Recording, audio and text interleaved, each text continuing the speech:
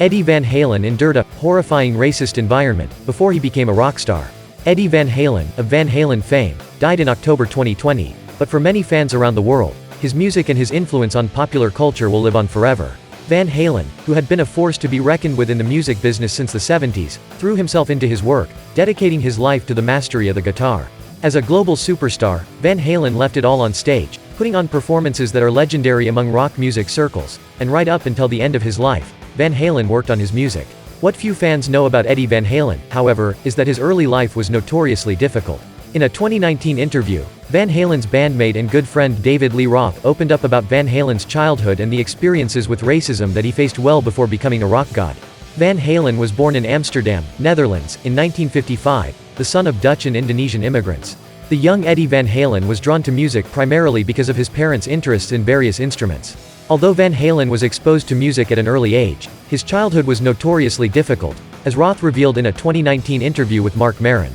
It was a big deal. Those homeboys grew up in a horrifying racist environment to where they actually had to leave the country, Roth detailed, describing how Van Halen and his family moved to California when the boy was around 8 years old, but that they did not escape the judgment that came as a result of the boy's mixed-race heritage. Then they came to America and did not speak English as a first language in the early 60s. Wow, Roth noted. So that kind of sparking, that kind of stuff, that runs deep. Van Halen eventually found a circle of friends in America, and later described how African Americans were the ones to embrace him when he felt as though he had no one else. My first friends in America were black, Van Halen once detailed. It was actually the white people that were the bullies.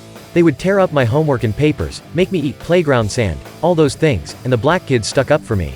In 1972, Van Halen and his brother, Eddie, formed the band that would later go on to become Van Halen. The group released their debut album in 1978, and from there, it was a meteoric rise to the top for Van Halen.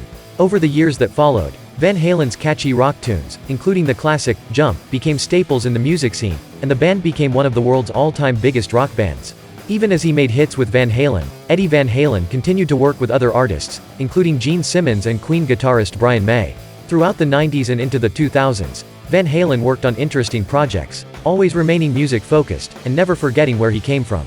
Upon his death in 2020, the outpouring of love from fans around the world was overwhelming, and Van Halen's Indonesian fans didn't disappoint, paying tribute on social media to the one-time immigrant who had been through so much in his life.